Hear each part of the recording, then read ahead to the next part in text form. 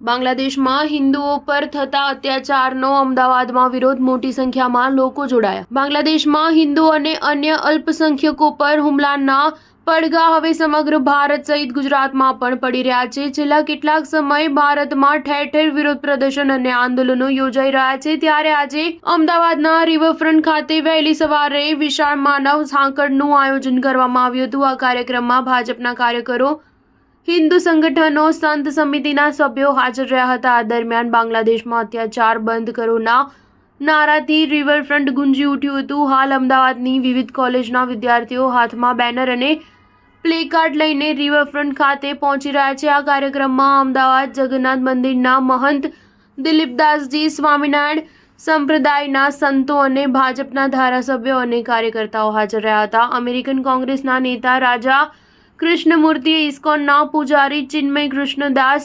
બ્રહ્મચારીની ધરપકડ બાદ બાંગ્લાદેશમાં ફેલાયેલી અશાંતિ પર ચિંતા વ્યક્ત કરી છે. તેમણે બાંગ્લાદેશની વચગાળાની સરકારને માનવાધિકારની રક્ષા કરવા, કાયદાકીય સુરક્ષાની ગેરંટી આપવા અને હિન્દુઓ પર થઈ રહેલા હુમલાઓને બંધ કરવાનો આગ્રહ કર્યો છે.